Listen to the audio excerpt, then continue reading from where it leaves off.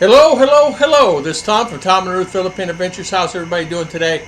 It's another beautiful day here in the Philippines. Great country, great place to be. Hey, today I want to talk about driving in the Philippines. You know, there are pros and cons about driving in the Philippines. Some people don't have a problem at all driving in the Philippines. And the question I get asked today, and somebody wanted me to do a video about, would I buy a car again to drive again? Yes, I would. I'd buy a car and I would drive again. I can drive. You can you can come here and you can drive. It's not a problem. Driving sometimes, the reason why I stopped driving, people wanted me to talk about this briefly, was the reason I stopped driving personally was I almost hit two children the same day. That day was really a bad day. The same day, one child ran out in the street, I would say between 3 years old, 4 years old, I'm guessing, just ran out in the middle of the street in my lane, and we had to pull off the road. So, scared me to death. Oh, shaking. You guys understand the situation. That's all. You don't want to do that. You don't want to. That's one thing you don't want to do. Well, okay, everything's fine. I calm down, go down the road. And the same day, I was going in town, and I clipped somebody on.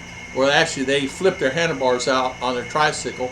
I think I kind of did it on purpose, honestly, but it's my opinion only, and don't mean it's. But anyway, as I'm driving down the road, the guy flips out his handlebars, and he had a mirror that stuck out like this. It goes out on the handlebar itself.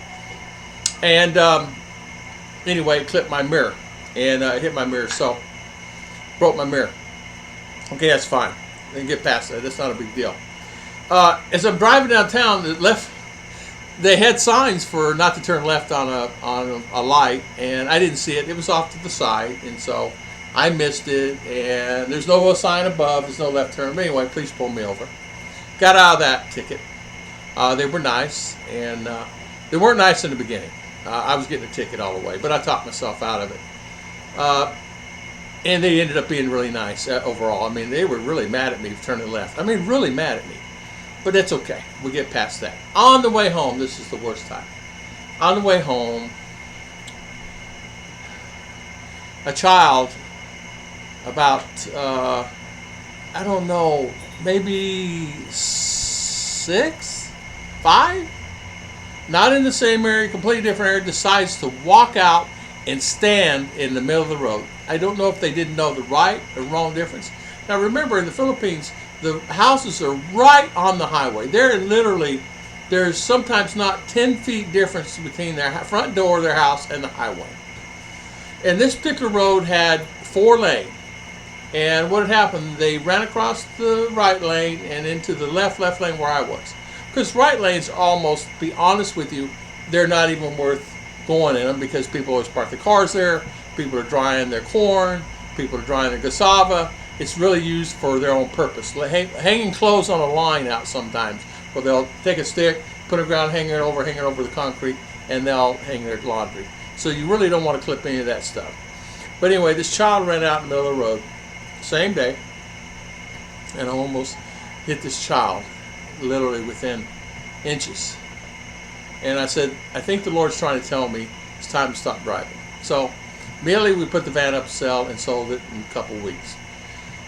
I would probably drive again, and is it worth driving? Yes, it is. There's advantages of driving. The advantages is this. I don't like motorcycles because they're easily even worse, and they're hot. You're driving a motorcycle, say you got to go 30 miles in the middle of the day, it's hot on that bike. I don't care if hot air is blowing on you. I don't care if you have a Mista system on there blowing cold air on you. It's hot. So, especially if you wear a helmet, which you should always wear a helmet. And actually, you need to wear knee pads and elbow gear. So, and the right jacket, of course. Don't think that you can get away with a t-shirt riding a motorcycle. I wouldn't. When bare skin, I would not do it. So, I would say a car, and I wanted mine to be a tank, honestly. But, you know, you can't get tanks here. If I get a tank and drive down the road, no worries. But the thing of it is that for me personally, and I got to thinking about this, I would drive again and I'd be okay driving. It's just that I made a decision that after that last instance that I probably wouldn't drive. It's harder on us, honestly. We can't even go to the store now and buy groceries and bring them home.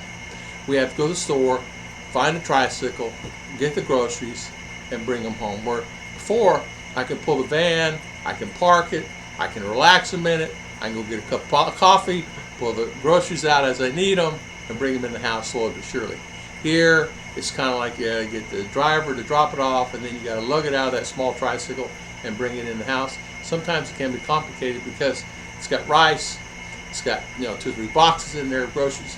So I think really overall, I would like to have a car back. But driving here would be kind of complicated. And you know what? It's costly in fuel. Even though I was getting good mileage in the van, you're still going to spend, $10 a day, every other day, $15 a week. I don't know, $10 a week. I don't know. It depends how much you drive. So in saving that money and saving the wear and tear on the vehicle was really inexpensive, depending on how much you drive. For example, I would drive it to CDO, which is 90 miles. I fill it up, tank full, bring it back, and come back, and it would be half a tank. And I'd fill it, top it off again. It'd be probably about, cost about $20. So round trip is about $20, maybe $15, depending on how I was going up the grades and all that stuff. So it really wasn't bad. So 180, 200 miles, and going up these high grades with a load and with heavy, with stuff, because we always said stuff. We're coming back with things, not just us. Other people would go. Remember, in the Philippines, when one goes, they all go. When one goes with you, they all go with you. Because you can't have one cousin go without all the cousins going. And if there's 1, 10, 20, 30, they try to maneuver their way into the van. And so it's a heavy load. And so you have to really be careful.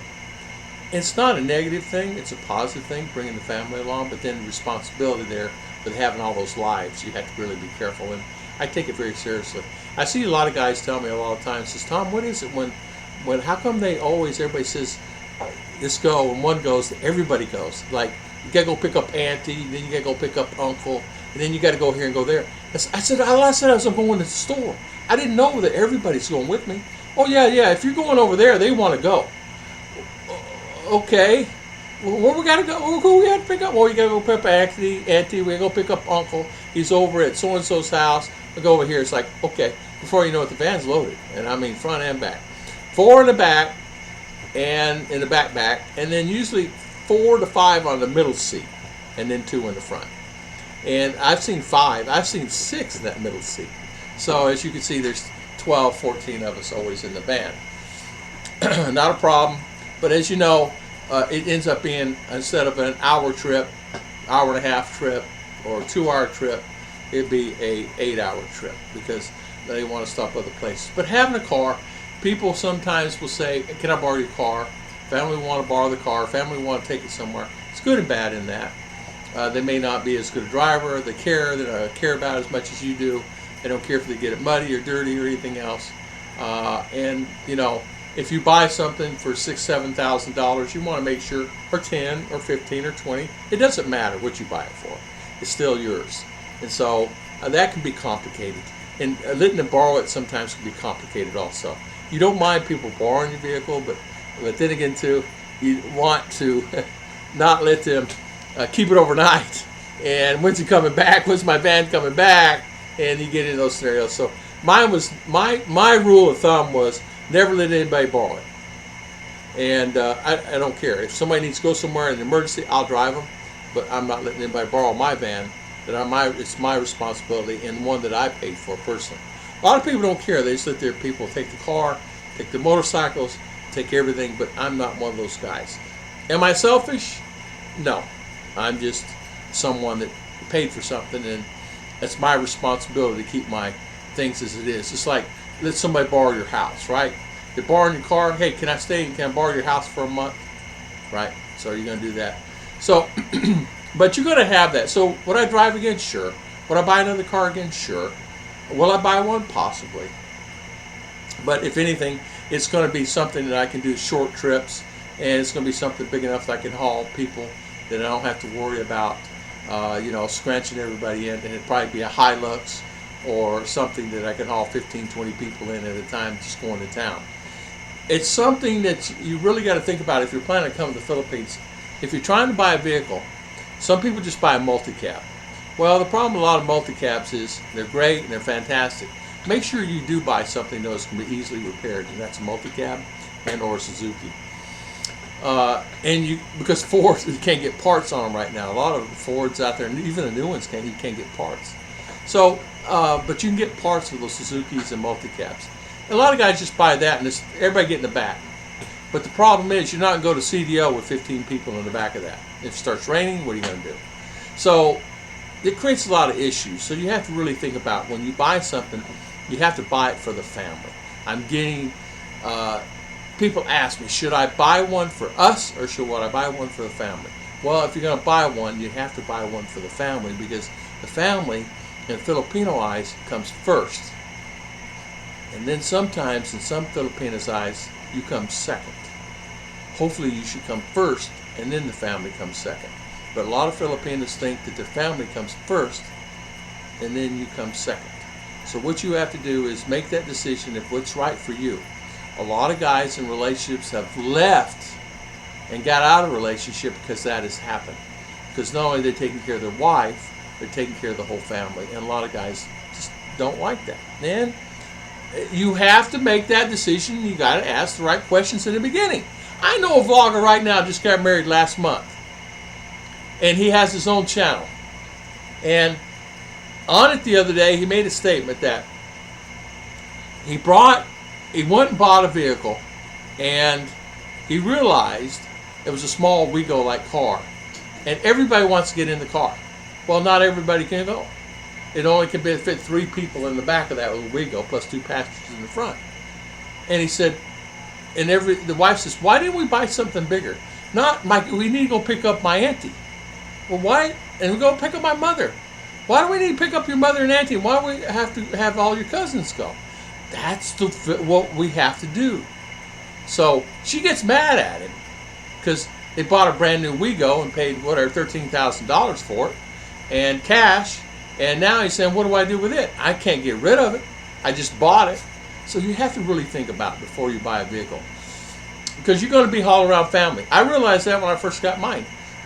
Ruth would say, we got to stop over here. Oh, what for? Well, we got to pick up Uncle. Okay, what for? Well, he's going to ride with us to the Logo, and then we're going to Valencia, but then we got to pick up so-and-so there.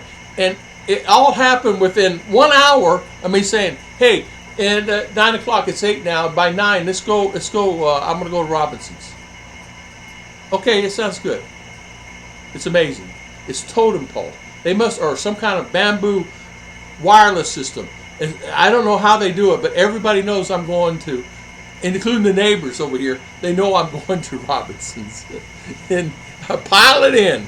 And so it happens. So I want to let everybody know. This is not a negative video, it's a positive video. Don't say it's negative. People says, the guy says, that it's always negative. No, it's not negative. I'm just saying, be prepared. If you're coming, one passenger can add another 20. So be prepared for that. God bless everybody. And I'll see you guys next time on Tom and Ruth Philippine Adventures.